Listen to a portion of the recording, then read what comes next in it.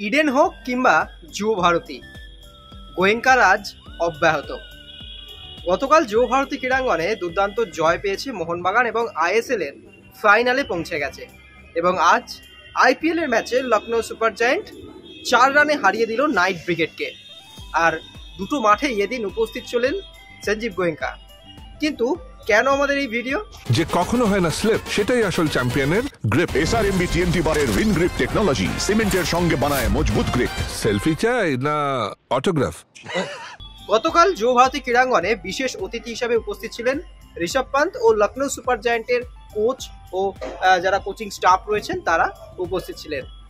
আর আজ ইডেন গার্ডেন্সে বসে খেলা দেখলেন Jamie Maclaren, Dimitri Petratos, Jason Cummings, Deepak Tangri, Nuno রইসরা।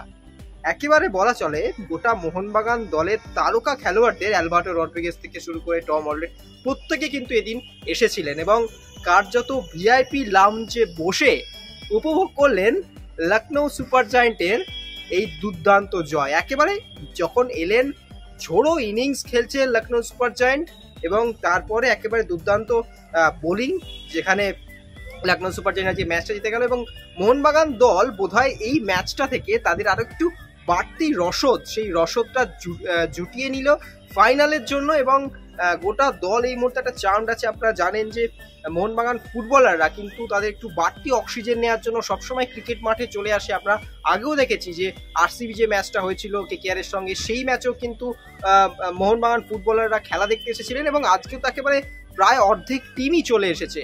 এবং আগেও আমরা যখন ইন্ডিয়ার ম্যাচ হয়, যখন ইন্ডিয়া ইংল্যান্ডের একটি ম্যাচ হয়েছিল, সেই ম্যাচেও কিন্তু এসেছিলেন মোহনবাগান ফুটবলাররা। অর্থাৎ রিফ্রেশমেন্ট যখন দরকার তখন কিন্তু ফুটবল থেকে ক্রিকেটে ফিরে যান মোহনবাগান ফুটবলাররা, সেটা প্র্যাকটিসে হোক কিংবা আইপিএল ম্যাচ দেখতে। আর ঋষভ পান্ত গতকাল যেরকম এসে বুঝলেন যে বাংলায় ধর্ম ফুটবল এবং মোহনবাগান কি, ঠিক সেরকমই ইডেন গার্ডেন্সে আজ গোটা মোহনবাগান দল এসে বুঝলেন যে এই ইডেনকে কেন ক্রিকেটের নন্দনকানন বলা হয়। এবং এই এত গরমের মধ্যেও এত মানুষ যেরকম যুব ভারতী ক্রীড়াঙ্গনে ভিড় করেন, ঠিক সেরকম ভিড় করছেন ইডেন গার্ডেন্সে। একেবারে যুব ভারতী হোক কিংবা ইডেন গার্ডেন্স, সঞ্জীব গোয়েঙ্কা রাজ তিনি যেখানে থাকেন তিনি হচ্ছেন খুব লাকি চাম। তিনি যেখানে থাকেন সেখানে তার দল জিতবে না তাই কখনো হয়। তাই তিনি প্রত্যেকটা ক্রুশিয়াল মোমেন্টে, প্রত্যেকটা ক্রুশিয়াল ম্যাচে তিনি থাকেন, আজও ছিলেন এবং ফাইনালেও হয়তো আমরা দেখতে পাবো তাকে যুব ভারতী ক্রীড়াঙ্গনে। হয়তো কেন, নিশ্চিত তিনি থাকবেন তার দলের জন্য।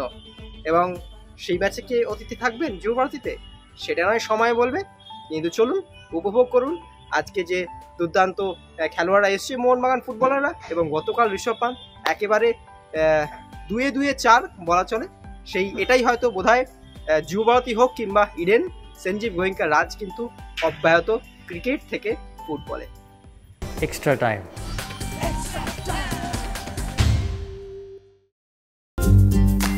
লেটেস্ট নিউজ আর এক্সক্লুসিভ ভিডিওর সঙ্গে আপডেট থাকতে এখনই সাবস্ক্রাইব করুন আমাদের ইউটিউব চ্যানেল। বেল আইকনে ক্লিক করতে ভুলবেন না যেন।